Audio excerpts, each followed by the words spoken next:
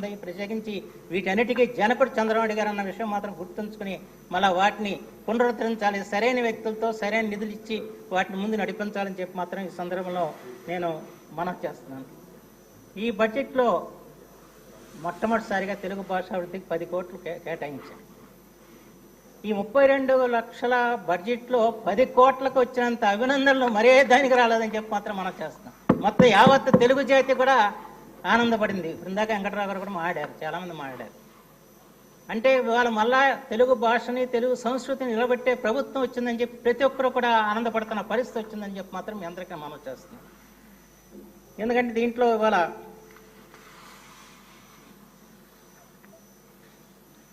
ఒకటి మాత్రం నేను ఈ సందర్భంలో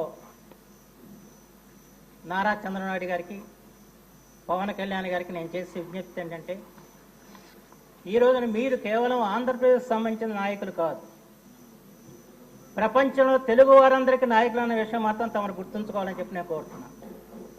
ఎందుకంటే ప్రపంచంలో తెలుగు వారందరూ మీ పదవులు ఉన్నా లేకపోయినా కూడా వాళ్ళ హృదయాల్లో ఉంది మాత్రం నారా చంద్రబాబు పవన్ కళ్యాణ్ విషయం మాత్రం మనందరికీ తెలిసిన విషయం.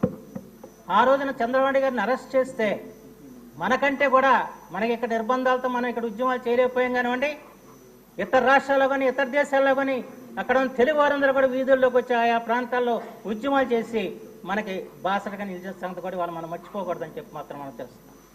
అంచేత ఈ రోజున మనం ఇతర రాష్ట్రాల్లో ఇతర దేశాల్లో ఉన్న తెలుగు వారి గురించి కూడా మనం ఆలోచన చేయాల్సిన అవసరం మాత్రం ఎంతైనా ఉందని చెప్పి మాత్రం ఈ సందర్భంలో నేను మనవి చేస్తాను. ఎందుకంటే ప్రపంచవ్యాప్తంగా 16 కోట్ల మంది తెలుగువారు ఉంటే అందులో సగం మంది మన తెలుగు రాష్ట్రాల్లో ఉంటే 5 కోట్ల మంది ఇతర రాష్ట్రాల్లో 2 కోట్ల మంది ఇతర దేశాల్లో ఉన్నట్లు మనకు అంచనా ఉంది. అంచేత మనం ఏ పని చేసినా కూడా తెలుగు భాష వికాసం గురించి మనం ఏం చేసినా కూడా మొత్తం యావత్తు ప్రపంచానికి సంబంధించిన తెలుగు వారికి ఉపయోగపడేలాగా మనం చేయాలని చెప్పి మాత్రం ఈ సందర్భంలో మనం చేస్తూ ఆ రకంగా మన సంస్థలు పనిచేయాలని చెప్పి మన ప్రభుత్వం ఆలోచించడంతో ఉండాలని చెప్పి మాత్రం ఈ సందర్భంలో నేను మనవి చేస్తున్నాను. ఎందుకంటే తెలుగు భాష వికాసం, తెలుగు జాతి ప్రకాశమే ధ్యేయంగా ఆనాడు ఎన్టీ రామారావు గారు తెలుగుదేశం పార్టీని స్థాపించారు. ఆ తర్వాత జనసేన పార్టీ అధ్యక్షులు శ్రీ పవన్ కళ్యాణ్ గారు వారికి తెలుగు భాష మీద అమితమైన అభిమానం కాకుండా వారు ఇటీవల కాలం చేసిందంటే మన నుడి మన నది అని చెప్పిన కార్యక్రమం తీసుకున్నారు.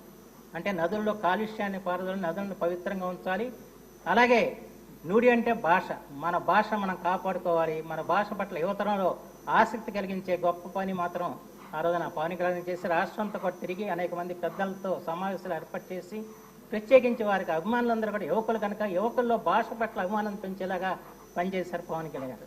ఇవాళ వారిద్దరి నాయకత్వంలో మళ్ళీ తెలుగు వికసించాలని చెప్పి మాత్రం ఈ సందర్భంలో నేను హృదయపూర్వకంగా నేను కోరుకుంటూ ఇవాళ అనేక విషయాలు మనం అలాగే ఈ సందర్భంలో గుర్తు చేసుకోవాల్సిన అవసరం ఉంది. ఎన్నికల సభల్లో తెలుగు గురించి మాట్లాడింది ఎవరంటే ప్రధానమంత్రి నరేంద్ర మోడీ గారు, హోంమంత్రి అమిత్ షా గారు. వారిరువురు కూడా తెలుగు ప్రాశస్త్యాన్ని వారు చాటి చెప్పారు. తెలుగు భాషను కాపాడుకోవడానికి కేంద్రం మీ వెనకాల ఉంటుందని చెప్పారు. ఇవాళ జాతీయ విద్యా విధానంలో ప్రాథమిక విద్య అంతా కూడా మాతృభాషలో ఉండాలని చెప్పి వాళ్ళ కేంద్ర ప్రభుత్వం నిర్దేశిస్తున్న పరిస్థితి మనకు తెలిసిన విషయం. అంచేత ఇవన్నీ కూడా వాళ్ళ ప్రభుత్వం గమనంలోకి తీసుకుని పనిచేయాలని చెప్పి మాత్రం ఈ సందర్భంలో నేను హృదయపూర్వకంగా నేను మనవి చేసుకుంటూ, ఇంకా అనేక విషయాలు ఉన్నాయి. అనేక విషయాలు ఉన్నప్పుడు కూడా మనకి సమయం తక్కువ కనుక ఎక్కువగా మాట్లాడతాం లేదు. కానీ ఒకటి మాత్రం నేను మనవి చేసేది ఏంటంటే ఇవాళ గ్రామాల అభివృద్ధి అన్నది చాలా ప్రధానమైన అంశం. ఇవాళ పవన్ కళ్యాణ్ గారు వాళ్ళ పంచాయతీ శాఖను తీసుకుని దాదాపు ఈ రోజున 4300 కిలోమీటర్ల సీసీ రోడ్లు నిర్మాణం చేయించడానికి వారు దోహదపడ్డారు. అందుకు వారికి నేను హృదయపూర్వకంగా నేను అభినందన తెలియజేస్తున్నాను. అలాగే ఇవాళ మనం ఇంటింటికి కులాయిస్తామని చెప్పాం. ఇవాళ దాదాపు 13,499 కోట్ల రూపాయలతో జలజీవన మిషన్ కేంద్ర ప్రభుత్వం నిధులిస్తే దాన్ని ఉపయోగించుకున్న పరిస్థితి గత ప్రభుత్వం లేదు. కానీ ఇవాళ మన ముఖ్యమంత్రి గారు, ఉప ముఖ్యమంత్రి గారు, ప్రధానమంత్రి గారిని ఒప్పించి 2028 వరకు కూడా పొడిగించారు. అందుకు వారికి హృదయపూర్వకంగా నేను ధన్యవాదాలు తెలియజేసుకుంటూ, అలాగే నీటిపారుదల రంగానికి ఎప్పుడు కూడా ప్రాధాన్యత ఇవ్వాల్సిన అవసరం ఉంది.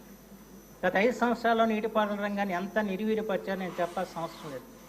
దానివల్ల మా ఒక్క నియోజకవర్గంలో 5,000 ఎకరాలు 5 సంవత్సరాలు పంట పండించుకోవాలి. అంతపురం తెలుగుదేశం ప్రభుత్వంలో 40-50 బస్తాలు పండించుకునే ఆ పొలాలన్నీ కూడా బీడు పట్టిన పరిస్థితి వచ్చింది.